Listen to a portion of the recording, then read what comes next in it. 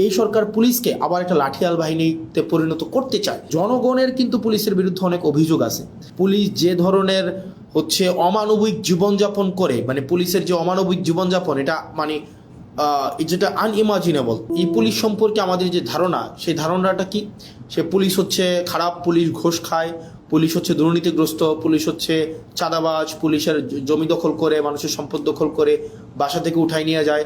অর্থাৎ জনগণ এবং পুলিশের সম্পর্কটা এরকম বিরোধের একটা সম্পর্ক। আপনি দেখেন পুলিশের বর্তমান পরিস্থিতি, পুলিশ হচ্ছে, আমি ব্যক্তিগতভাবে মনে করি, রাষ্ট্রের সবচেয়ে নিরীহ যদি রাষ্ট্রের কোনো অঙ্গ সংস্থা থাকে সেটা হচ্ছে পুলিশ। পুলিশকে মারতে বললে মারে, ছাড়তে বললে ছাড়ে, ধরতে বললে ধরে।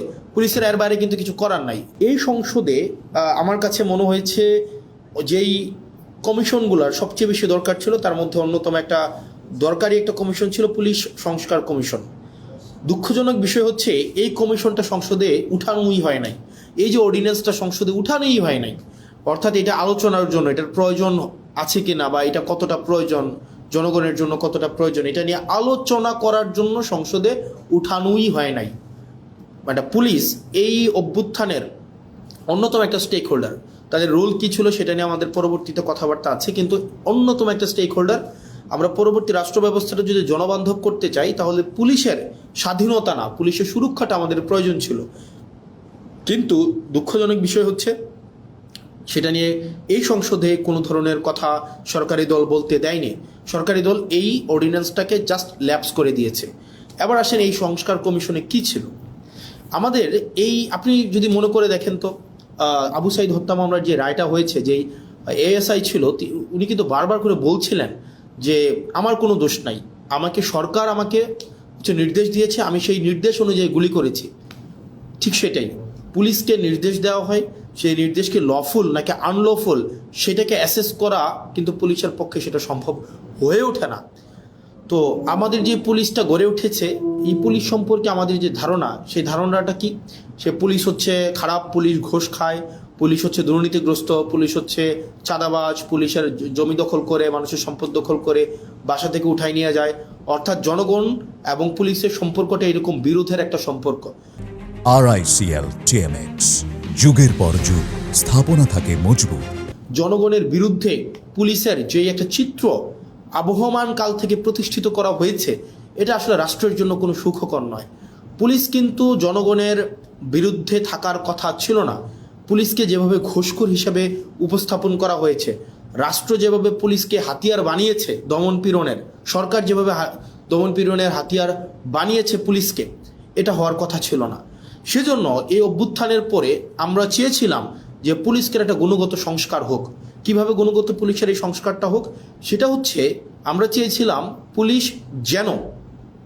পুলিশের যে একটা অভিযোগ আছে, আপনি দেখেন পুলিশের বর্তমান পরিস্থিতি, পুলিশ হচ্ছে, আমি ব্যক্তিগতভাবে মনে করি, রাষ্ট্রের সবচেয়ে নিরীহ যদি রাষ্ট্রের কোনো অঙ্গ সংস্থা থাকে সেটা হচ্ছে পুলিশ। পুলিশকে মারতে বললে মারে, ছাড়তে বললে ছাড়ে, ধরতে বললে ধরে। পুলিশের এর বাইরে কিন্তু কিছু করার নাই। পুলিশকে যেই তার ঊর্ধ্বতন কর্মকর্তা যেই অর্ডার দেয়, সেটা লফুল হোক আর আনলফুল হোক, পুলিশ কিন্তু এটাকে বাস্তবায়ন করতে হয়। সেই জায়গা থেকে আমরা চেয়েছিলাম যে, এবং পুলিশের কিছু সমস্যা আছে। যেমন পুলিশের 1 নম্বর সমস্যা হচ্ছে, পুলিশ সারাদিন ডিউটি করতে হয়, মানে অলমোস্ট 24/7 ডিউটি করতে হয়, তাকে ওভারটাইম দেওয়া হয় না।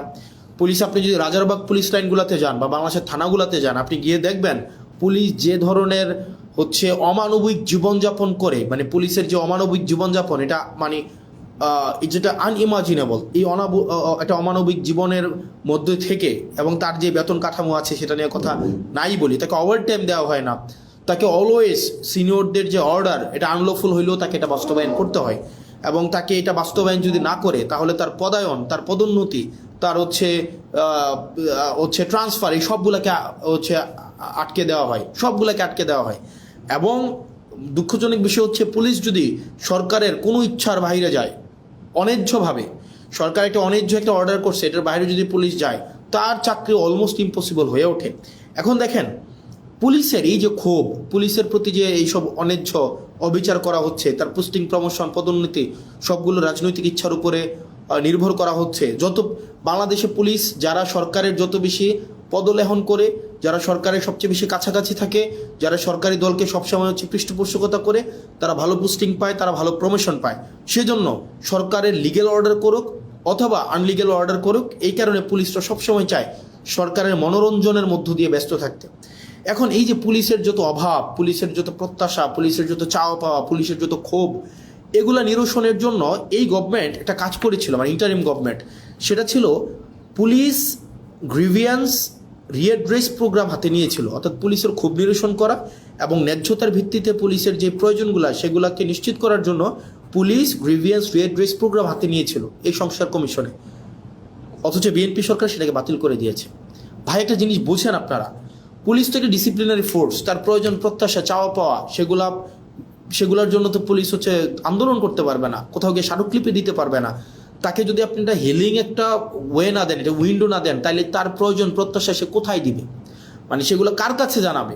এটা জানানোর জন্য ইন্টারিম গভর্নমেন্ট যে পুলিশ সংস্কার কমিশনটা করেছিল, সেটা হচ্ছে সেখানে পুলিশের ক্ষোভটাও যেন পুলিশ জানাইতে পারে, পুলিশের অভিযোগটা যেন পুলিশ জানাইতে পারে। এবং পুলিশকে যদি কেউ আনলফুল্লি কোনো একটা অর্ডার করা হয়, পুলিশকে যদি কেউ হচ্ছে অন্যায্যভাবে কোনো একটা অর্ডার করা হয় যে তোমাকে গুলি করতে হবে, তোমাকে হচ্ছে কাউকে উঠাই নিয়ে আসতে হবে, তোমাকে হচ্ছে মানে বেআইনি কোনো একটা কাজ করতে হবে, পুলিশ সদস্যরাও যাতে সেটা থেকে নিষ্কৃতি পায়, সেটা যেন একটা অভিযোগ জানাইতে পারে, সেটার জন্য পুলিশ গ্রিভিয়েন্স রিএড্রেস একটা প্রোগ্রাম হাতে নেওয়া হয়েছিল, সেটাকেও বাতিল করে দেওয়া হয়েছে।